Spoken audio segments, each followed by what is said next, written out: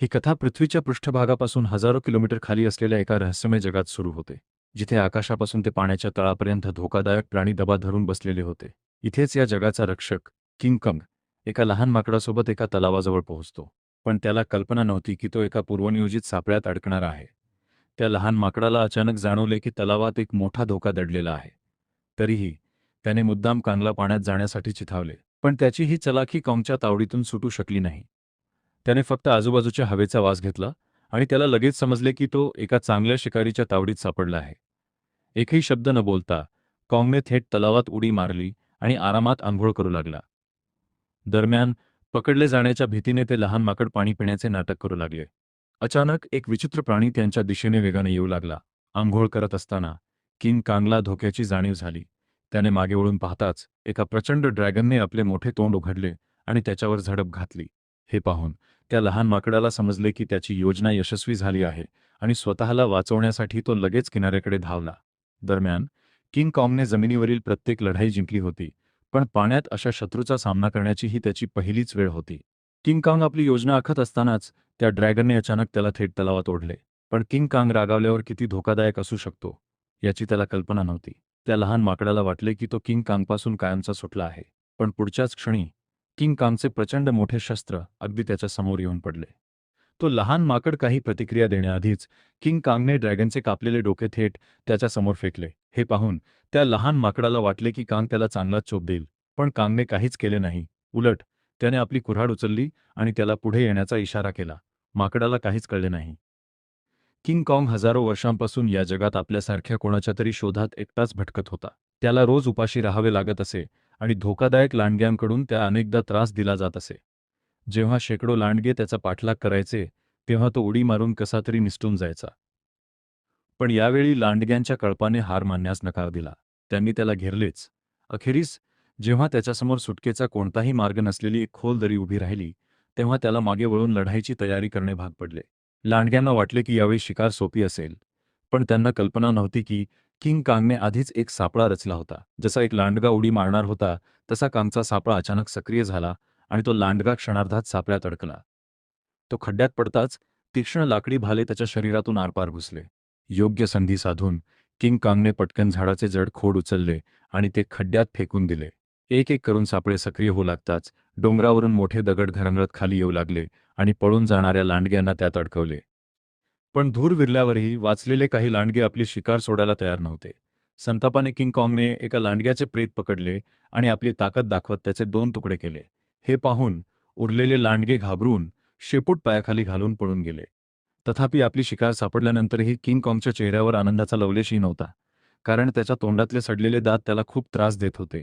त्याचवेळी लपून बसलेल्या एका सड्याने संधी साधली आणि मांसाचा तुकडा हिसकावून पळून जाऊ लागला. त्याला थांबवण्यासाठी किंग काँगने लगेच झडप घातली. पण मग दूरवरून आलेल्या एका आवाजाने त्याचे लक्ष वेधले. दरीतून येणारी गर्जना ऐकून त्याला वाटले की कदाचित जवळचा कोणीतरी त्याला हाक मारत असावा, म्हणून तो लगेच त्या दिशेने धावला. पण जेव्हा तो तिथे पोहोचला, तेव्हा त्याला फक्त तसाच आवाज काढणारा एक विचित्र बेडूक आढळला. वर्षानुवर्षे भटकंती करूनही तो एकटाच होता आणि ही पोकळी त्याला आतून पोखरत होती. अखेरीस दातदुखीमुळे त्याला माणसांची मदत घेण्यास भाग पडले. तो अनिच्छेने मानवी जगात दाखल झाला. तिथे पोहोचल्यावर किंग कांग एका टेकडीवर कोसळला आणि मदतीची वाट पाहू लागला. सुदैवाने शास्त्रज्ञांनी त्याला पाहिले, पण त्यांच्या घबराटीत माणसांनी सुरक्षेसाठी त्याला भूल देण्याचा मोठा डोस दिला, ज्यामुळे तो जागीच बेशुद्ध झाला. मग त्यांनी शहरातील सर्वात प्रसिद्ध दंतवैद्याला बोलावले. क्षणभरही विलंब न लावता दंतवैद्याने सडलेला दात काढण्यासाठी एक मजबूत स्टीलची तार घट्ट बांधली. काही मिनिटांतच काँगच्या तोंडातून कुचका दुर्गंध येऊ लागला. सर्व तयारी पूर्ण झाल्यावर जेव्हा अंतराळयानाने अचानक उड्डाण घेतले, तेव्हा किंग काँगचा भलामोठा दात अचानक बाहेर आला. जेव्हा किंग कांगला शुद्ध आली, तेव्हा त्याने पाहिले की त्याच्या जुन्या दाताच्या जागी आता एक मजबूत टायटॅनियमचा दात आला होता. या नवीन दातामुळे त्याला प्रचंड ताकद मिळाली, ज्यामुळे त्याला कोणालाही हरवता येईल असे वाटू लागले. पण मग अचानक किंग काँगच्या जगातून आलेला एक आपत्कालीन संदेश सर्वांच्या कानावर पडला. या संदेशाचे सत्य शोधण्यासाठी शास्त्रज्ञांनी तात्काळ एक बचाव पथक तयार केले आणि मोहीम सुरू केली. ते किंग काँगसोबत थेट त्याच्या जगात नेणाऱ्या पोर्टलमध्ये शिरले. जसजसे ते पुढे जात होते, तसचे त्यांचे अंतराळयान वेगाने खाली उतरू लागले आणि काही क्षणांतच ते त्या रहस्यमय जगात दाखल झाले. घरी पोहोचल्यावर किंग काँगच्या लक्षात आले की त्याचे अन्न चोरीला गेले आहे. त्याने तात्काळ आपली कुऱ्हाड उचलली आणि तो थेट कड्याच्या टोकाकडे गेला.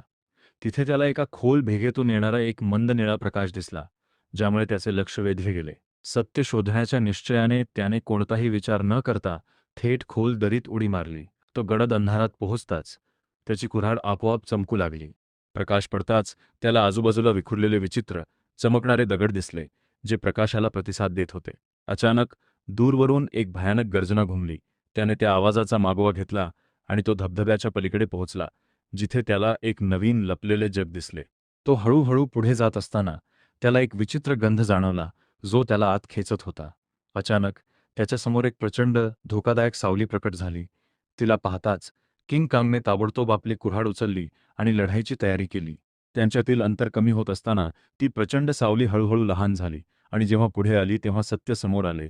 तो राक्षस नव्हता, तर एक लहान, निष्पाप, पिवळ्या केसांचे वानर होते, ज्याला पाहून त्याला स्वतःलाही धक्का बसला. हजारो वर्षांत पहिल्यांदाच आपल्यासारख्या कोणाला तरी पाहून किंग कॉंगने ताबडतोब वाकून आपले शस्त्र खाली ठेवले. मग त्याने त्या वानराशी मैत्री करण्यासाठी आपला हात पुढे केला. त्याला वाटले की आपल्यासारख्या कोणाला तरी पाहून ते लहान वानर आनंदी होईल. पण अचानक त्या लहान वानराने किंग कांगला जोरात चावा घेतला. त्याच्यासारख्याला शोधण्यासाठी इतके प्रयत्न केल्यानंतर किंग कांग त्याला इतक्या सहज सोडून देणार नव्हता. म्हणून तो त्या माकडाच्या मागे धावला. पण अचानक त्याच्या मागे एक भयानक सावली दिसली, ज्यामुळे वो प्रचंड घाबरला, कारण त्याने आपल्या आकाराचा टकला गोरीला कधी पाहिला नव्हता. कांग त्याच्या दिशेने जाऊ लागताच दोन लांब हातांचे गोरीला अचानक मागून आले आणि त्यांनी त्याला जमिनीवर पाडले. त्या टकलाच्या चेहऱ्यावरच्या हास्यावरून हे स्पष्ट होते की ते लढण्याच्याच उद्देशाने आले होते. म्हणून किंग काँगने त्यांना ठार मारण्याचा निर्णय घेतला. त्याने लगेच एक दगड उचलला आणि तो थेट गोरिलावर फेकला. संतापलेला तो टकलासुद्धा त्याच्यावर हल्ला करण्यासाठी धावला, पण कांगने मोठ्या चतुराईने त्याला भिचकवले. काही क्षणांतच त्याने सर्वांना जमिनीवर दाबून ठेवले. कुऱ्हाड घेतलेला टकला राजासुद्धा काही करू शकला नाही आणि पाठीवर सपाट पडला. किंग काँग आपल्या शस्त्राकडे हात नेत असताना एक लहान पिवळे माकड अचानक धावत आले आणि त्याच्या चेहऱ्यावर पंजा मारून हल्ला करण्याचा प्रयत्न केला. हे पाहून किंग कांगने त्याला पकडले आणि शस्त्र म्हणून वापरून इतर गोरिलांना निर्दयपणे मारहाण केली. किंग कांगचा सामना करणे शक्य नाही हे माहीत असूनही त्यांनी एकामागून एक त्याच्यावर हल्ला करणे सुरूच ठेवले. दरम्यान एक माकड चुकून एका खड्ड्यात पडले. किंग कांगने आपल्या चपळाईने त्याला पटकन पकडले आणि वर खेचले. पण त्याचे आभार मानण्याऐवजी त्या माकडाने जमिनीवरून एक चाकू उचलला आणि किंग कांगवर वार केला. यामुळे किंग कांगला प्रचंड राग आला आणि एका जोरदार लाथेने त्याला पुन्हा खोल खड्ड्यात फेकून दिले. हे पाहून तो टकला माणूस घाबरला आणि लगेच मागे वळून पळू लागला. किंग कांगने जवळचा एक दगड उचलला आणि त्याच्या दिशेने फेकला, जो नेमका त्याच्या डोक्यात लागला. मार लागल्यानंतरही ते माकड मागे न पाहता काहीतरी पुटपुटत पळून गेले. उसी वेळी किंग कांगने झाडांमध्ये लपलेल्या त्या माकडाला पकडले, बाहेर खेचले आणि जोरात जमिनीवर आपटले. मग त्याने त्या टकला माणसाचा चाकू उचलला आणि त्या लहान माकडाला गोरिलाच्या लपण्याच्या जागेकडे घेऊन जाण्याचा इशारा केला. ते बिचारे लहान माकड असहायपणे पुढे चालू लागले आणि किंग कांग त्याच्या मागे गेला. जसजसे ते आत जाऊ लागले तसतसे त्यांना अनेक धोकादायक प्राणी दिसू लागले. पण याबरोबर शांत दिसणाऱ्या ठिकाणी प्रत्येक पावलावर धोका दडलेला होता. सुटका करून घेण्यासाठी त्या लहान माकडाने हुशारीने त्याला त्या भागात नेले जिथे तो महाकाय ड्रॅगन राहत होता. पण त्याला हे माहीत नव्हते की त्याची ही युक्ती किंग काँगसमोर फार काळ टिकणार नाही. अचानक एक प्रचंड मोठा ड्रॅगन त्याच्यासमोर प्रकट झाला. पण घाबरण्याऐवजी कांगने काही मिनिटांतच त्याला संपवले आणि मग आरामात बसून त्याला खाऊ लागला. हे पाहून त्या लहान माकडाला त्याच्याकडे यायचे होते, पण भीतीमुळे तो तसे करू शकला नाही.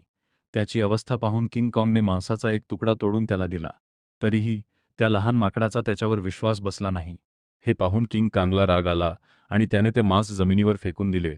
जणू काही तो म्हणत होता, तुला खायचे असेल तर खा, नाहीतर नरकात जा. भुकेल्या माकडाने लगेच ते मांस खायला सुरुवात केली आणि प्रत्येक घासागणिक त्याचा दृष्टिकोन बदलू लागला. त्याला जाणवले की किंग काँग तितका वाईट नाही जितका त्याने विचार केला होता. हळूहळू त्याने धैर्य गोळा केले आणि तो किंग काँगच्या शेजारी बसला आणि ते दोघे शांतपणे एकत्र वेळ घालवू लागले. त्या क्षणी जणू एखादा पिता आपल्या मुलासोबत शांततेचा क्षण घालवत आहे असे वाटत होते. पण त्यांना याची कल्पना नव्हती की जसजसे ते पुढे जात होते तसतसा धोका वेगाने त्यांच्याजवळ येत होता. जसजसे ते अधिक खोलवर गेले तसते किंग कांगला अखेरीस स्वतःसारखेच प्राणी दिसले. पण ते सर्व अत्यंत दयनीय परिस्थितीत राहत आहेत हे पाहून त्याचे हृदय तुटले. त्या सर्वांना दिवसभर काम करण्यास भाग पाडले जात होते आणि त्यांचे जीवन नरकापेक्षा कमी नव्हते. दरम्यान एका म्हाताऱ्या माकडाच्या हातून चुकून एक दगड पडला, ज्यामुळे गोरिलाला राग आला आणि त्याने त्याला बेदम मारले. हे पाहून किंग कांगने आपली कुऱ्हाड जमिनीवर आपटून त्या म्हाताऱ्या माकडाला उचलले. त्याच वेळी तिथे असलेला रक्षक रागाने किंग कांगकडे धावत आला आणि त्याने त्याला यात हस्तक्षेप न करण्याची ताकीद दिली. पण पुढच्याच क्षणी किंग कांगच्या धैर्याने इतर माकडांना आशा दिली. मात्र पळून गेलेला बाल्ड किंग हे सर्व पाहत होता.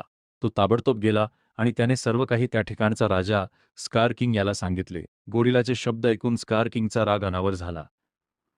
तो आपल्या सिंहासनावरून उठताच त्याच्या मार्गात आणणारी सर्व माकडे त्याच्यापुढे नतमस्तक झाली. पण किंग कांग तिथे निर्भयपणे उभा होता. स्कार किंग त्याच्याकडे बारकाईने पाहत होता आणि त्याच्या तोंडातल्या पोलादी दातांकडे पाहून हसला. पण पुढच्याच क्षणी आपला राग काढण्यासाठी त्याने एका माकडाला उसळत्या लाव्हामध्ये लाथ मारली. हे पाहून किंग कांगचा राग शिगेला पोहोचला. आपली ताकद दाखवण्यासाठी स्कार किंगने आपल्या खांद्यावरून एक शस्त्र बाहेर काढले आणि किंग कांगला धडा शिकवण्याची तयारी केली.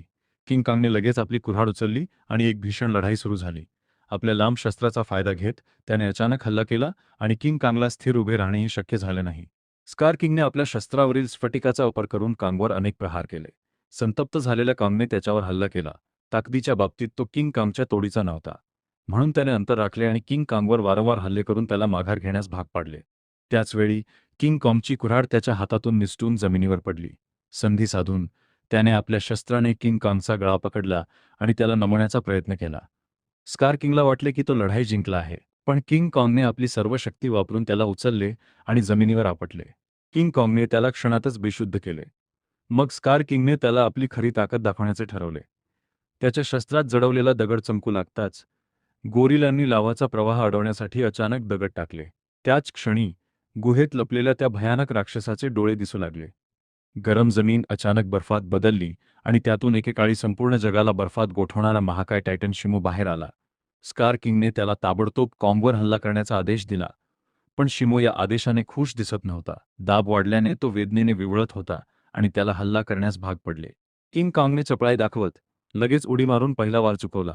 मग त्याने आपली कुऱ्हाड समोर धरून स्वतःला सावरण्याचा प्रयत्न केला. पण शिमोच्या ताकदीपुढे त्याचे सर्व प्रयत्न निष्फळ ठरले. त्याचा हात क्षणार्धात गोठू लागला आणि बर्फात बदलू लागला. या अचानक झालेल्या हल्ल्यामुळे त्याच्या उजव्या हाताला गंभीर दुखापत झाली आणि तो अशक्त होऊ लागला. या संधीचा फायदा घेत स्कार किंगने त्याला ठार मारण्याचा तात्काळ आदेश दिला. पुढचा हल्ला होणारच होता. तेवढ्यात मागून एका लहान माकडाने बोगद्याकडे बोट दाखवून त्याला ताबडतोब पळून जाण्याचा आग्रह केला. त्याच क्षणी शिमोला पुन्हा हल्ला करण्यास भाग पडले. हे पाहून किंग काँग लगेच वळला आणि वेगाने बोगद्यात शिरला. पण शेकडो धोकादायक माकडे अजूनही त्याचा पाठलाग करत होती. सुदैवाने अनेक वर्षे येथे राहिल्यामुळे कांगने जंगलात अनेक सापळे लावले होते. पण त्या माकडांची संख्या इतकी जास्त होती की त्यांनी जखमी कांगला एका बंद मार्गात पटकन घेरले. आता त्याच्याकडे अवलंबून राहण्यासाठी फक्त एकच सापळा उरला होता. पण वाटेत ज्या माकडांच्या जाळ्यात तो अडकला होता ती यावेळी अचानक सावध झाली. सापळा सक्रिय करण्यासाठी जमिनीवर पडलेली वेल त्यांनी लगेच पाहिली. जेव्हा काँगच्या लक्षात आले की त्याच्या योजना अयशस्वी झाली आहे तेव्हा त्या जाणवले की त्याचा अंत जवळ आला आहे. त्याच क्षण टेकडीवरील सापळा अचानक सक्रिय झाला आणि शेकडो टन वजनाचे मोठे दगड थेट त्यांच्यावर कोसळले, ज्यामुळे तेथे उपस्थित असलेली सर्व माकडे चिरडली गेली. तेव्हाच कांगच्या लक्षात आले की तो सापळा सक्रिय करणारा दुसरा कोणी नसून त्याचे स्वतःचेच माकड होते. आता कांग गंभीर जखमी झाला होता आणि लढण्याच्या स्थितीत नव्हता. म्हणून लहान माकडाच्या मदतीने तो माणसांकडे परत जाऊ लागला. पण त्याला कल्पना नव्हती की एक माकड अजूनही जिवंत आहे. दरम्यान कांगसोबत असलेल्या शास्त्रज्ञांनी पाहिले की त्यांचा तळ पूर्णपणे उद्ध्वस्त झाला होता. मग त्याला एका खडकावर एक प्रचंड हाताचा ठसा दिसला, ज्यामुळे त्याला विश्वास बसला की जगात काँगसारखे इतर महाकाय प्राणी देखील अस्तित्वात आहेत. लवकरच ते जंगलाच्या खोलवर पोहोचले, जिथे त्यांना एक लपवलेले उपकरण सापडले.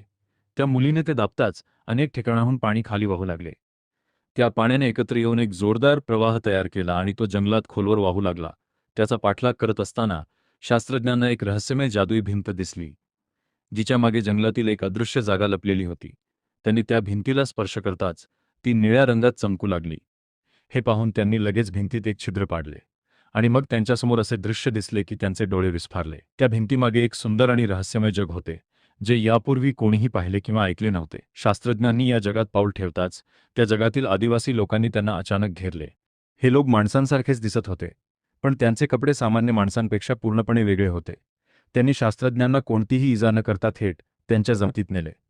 तिथे पोहोचल्यावर त्यांना समजले की हे लोक हजारो वर्षांपासून जमिनीखाली राहत होते आणि वरच्या जगाशी थेट जोडलेल्या एका पोर्टलचे रक्षण करत होते. स्कार किंग अनेक वर्षांपासून याच जागेच्या शोधात होता, कारण त्याला मानवी जगावर ताबा मिळवण्यासाठी तिचा वापर करायचा होता. तेवढ्यात माणसांचा वास आल्याने किंग काँग शास्त्रज्ञांपर्यंत पोहोचला. पण अदृश्य भिंतीमुळे त्याला आतलं जग दिसू शकत नव्हतं. म्हणून त्या जमातीने त्या जादुई भिंतीत एक भगदाड पाडले, ज्यामुळे कांगला सहजपणे आत शिरून माणसांपर्यंत पोहोचता आले. त्यांच्या नकळत त्याचा पाठलाग करणाऱ्या माकडाने हे सर्व पाहिले होते. किंग कांग माणसांपर्यंत पोहोचताच अशक्त झाला आणि जमिनीवर कोसळला. शास्त्रज्ञांच्या लक्षात आले की किंग काँगच्या हाताला गंभीर दुखापत झाली होती आणि तो आता काहीही करू शकत नव्हता. हे पाहून डॉक्टरांनी तात्काळ ठरवले की कांगचा हात पूर्णपणे बदलावा लागेल. त्याला लगेचच मेकॅनिक आर्मची कल्पना सुचली. हा तोच सुपर मेकॅनिकल हात होता जो मानवांनी स्वतःला अधिक शक्तिशाली बनवण्यासाठी तयार केला होता. सुदैवाने हे गॅझेट उद्ध्वस्त झालेल्या तळाखालील भूमिगत यांत्रिक भांडारात अजूनही सुरक्षितपणे ठेवलेले होते.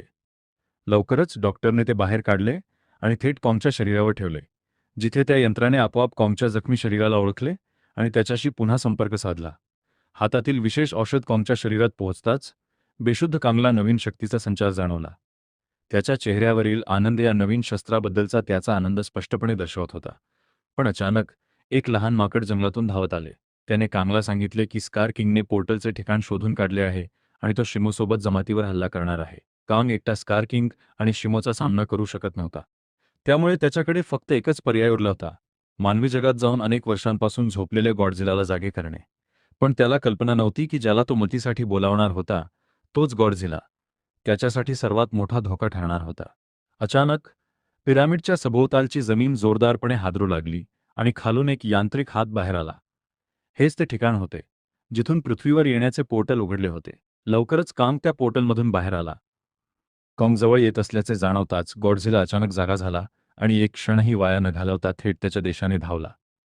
काँग जवळ पोहोचताच गॉडझिलाच्या लक्षात आले की काँग त्याला आव्हान देण्यासाठी आला आहे. म्हणून एक क्षणही वाया न घालवता त्याने पूर्ण वेगाने त्याच्यावर हल्ला केला. त्याच्या डोळ्यांतील रागावरून हे स्पष्ट दिसत होते की तो कांगला जीवन सोडणार नाही. गॉडझिलाला वेगाने जवळ येताना पाहून कांगने हात वर केला आणि त्याला समजावण्याचा प्रयत्न केला. पण गॉडझिलाने ऐकले नाही. त्याने थेट त्याच्यावर हल्ला चढवला आणि कांगला शेकडो मीटर दूर फेकून दिले.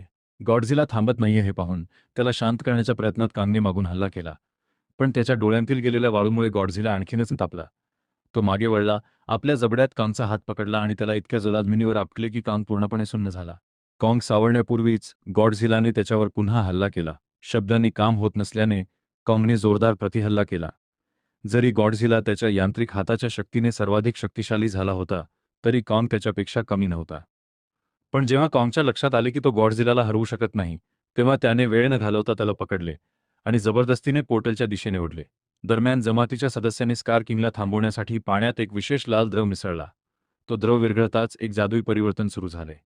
त्याने दोन प्रचंड पिरॅमिड्सना जोडणारी एक प्रणाली सक्रिय केली. ते जोडले जाताच गुरुत्वाकर्षण तात्पुरते नाहीसे झाले, ज्यामुळे सर्वजण हवेत तरंगू लागले आणि स्कार किंगसाठी पोर्टलपर्यंत पोहोचणे जवळजवळ अशक्य झाले. मात्र पिरॅमिड्स पूर्णपणे जोडले जाण्यापूर्वीच स्कार किंग तिथे पोहोचला. त्याने गुरुत्वाकर्षण विरोधी प्रणाली ओळखली आणि तात्काळ शिमोला पिरॅमिड्समधील मार्ग बर्फाने बंद करण्याचा आदेश दिला. अचानक पोर्टलमधून एक तेजस्वी प्रकाश बाहेर आला आणि जमिनीवर पडला. पुढच्याच क्षणी गॉडझिला आणि काँग ढिगाऱ्यातून वाट काढत बाहेर आले. गॉडझिलाने शिमो आणि स्कार किंगला पाहताच काँग त्याला तिथे का घेऊन आला होता हे त्याच्या लक्षात आले. म्हणून एक क्षणही वाया न घालवता त्याने काँगसोबत मिळून त्यांच्यावर हल्ला केला. त्याचवेळी स्कार किंग सुद्धा शिमोसोबत त्यांच्या दिशेने पुढे सरकू लागला. दोन्ही बाजूंपैकी कोणीही कमजोर नव्हते. ज्या क्षणी ते चौघे एकमेकांवर आदळले, बर्फ फुटला आणि पिरॅमिड्स एकमेकांवर आदळले. या धडकेमुळे निर्माण झालेल्या लाटेने संपूर्ण परिसरातील गुरुत्वाकर्षण नष्ट केले. सर्वजण हवेत तरंगू लागले. पण असे असूनही गॉडझिलाने गुरुत्वाकर्षण नसतानाही चपळाईने वार चुकवले आणि तो थेट शिमोच्या दिशेने गेला. उसी वेळी धूर्त किंग स्कारने काँगची कुऱ्हाड उचलून त्याच्यावर हल्ला केला. पण काँगने आपल्या यांत्रिक हाताने प्रत्येक हल्ला वा. काही क्षणातच परिस्थिती पालटली आणि काँग किंग स्कारवर भारी पडू लागला. मात्र शत्रूंची संख्या जास्त असल्यामुळे त्याच्यावर मागून हल्ला होऊ लागला. हे पाहून त्या लहान माकडाने एक दगड उचलला आणि कांगला मदत करू लागला. संधी साधून शिमोने गॉडझिलावर हल्ला केला आणि काही क्षणांतच त्याला पूर्णपणे बर्फात गोठवून टाकले. पण गॉडझिला काही कमी नव्हता. त्याने एकाच फटक्यात बर्फ तोडला. उसी क्षणी गुरुत्वाकर्षण विरोधी प्रणाली बंद पडली आणि गुरुत्वाकर्षण परत आले. संधी साधून किंग स्कार काँगच्या पकडीतून सुटला आणि थेट पोर्टलमध्ये उडी मारली. त्याला थांबवण्यासाठी गॉडझिला आणि काँगनेही त्याच्या मागे उडी मारली. पण या गोंधळात काँगची कुऱ्हाड मागेच राहिली. दरम्यान मानवांना कल्पना नव्हती की किती मोठे संकट येणार आहे. अचानक समुद्राच्या लाटा गोठल्या आणि त्यांचे बर्फाचे डोंगर बनले. पुढच्याच क्षणी स्कार किंग शिमोसोबत पृथ्वीवर आला. मोकळ्या आकाशाचा प्रकाश मिळताच त्याने खाली असलेल्या मानवांवर मोठ्याने गर्जना केली. त्याला वाटले की संपूर्ण जगावर राज्य करण्याची वेळ आली आहे. त्याने शिमोला आकाश गोठवण्याचा आदेश दिला. शिमोने तसे करण्यास नकार दिला. तरीही नाईलाजाने त्याने सर्वत्र बर्फवृष्टी सुरू केली. काही वेळातच या विध्वंसात इमारतीसुद्धा कोसळू लागल्या. जेव्हा स्कार किंगला वाटले की त्याला आता कोणीही थांबवू शकत नाही, तेव्हा कांगने एक जोरदार ठोसा मारून त्याचा 3 टन वजनाचा सुळा जमिनीवर पाडला. संतप्त झालेल्या स्कार किंगने कांगवर हल्ला करण्याचा आदेश दिला, पण त्याच वेळी गॉडझिला तिथे पोहोचला आणि त्याने शिमोला थांबवले. शिमोच्या मदतीशिवाय स्कार किंग जास्त वेळ टिकू शकला नाही.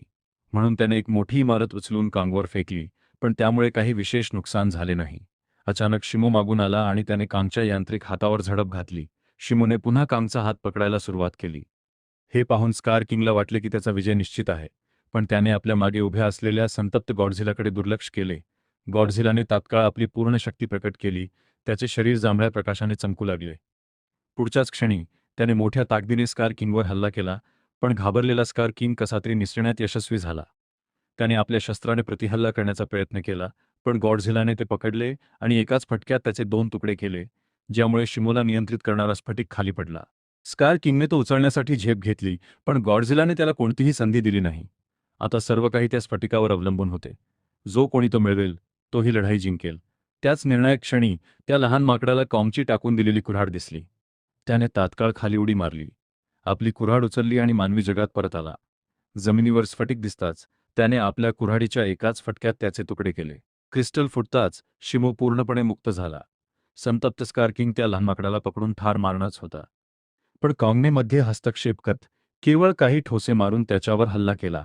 आता क्रिस्टल शिवाय स्कार किंग कमजोर झाला होता. दरम्यान मुक्त झालेला शिमो गॉडझिलाकडे जणू काही संकेताची वाट पाहत असल्यासारखा पाहत होता. आणि मग हजारो वर्षांनंतर त्याने तेच केले जे त्याला नेहमीच करायचे होते. एका क्षणात त्याने स्कार किंगला बर्फाच्या पुतळ्यात रूपांतरित केले. पुढच्याच क्षणी कांगने त्याला हवेत फेकले आणि पूर्ण ताकदीने जमिनीवर आपटले, ज्यामुळे त्याचे शरीर छिन्नविछिन्न झाले. युद्ध संपले होते, पण जगाला सावरण्याची गरज होती. मग गॉडझिलाने आकाशाकडे पाहिले आणि प्रचंड ऊर्जा बाहेर टाकली, ज्यामुळे काळे ढग विरून गेले आणि सूर्यप्रकाश हळूहळू पृथ्वीवर परत आला. त्यानंतर गॉडझिला आपल्या प्रदेशात परतला आणि गाढ झोपेत गेला, तर कांग आपल्या नवीन सोबत्यासह पृथ्वीवर परतला, जिथे त्याने त्याच्या कुळाने एका नव्या पर्वाला सुरुवात केली.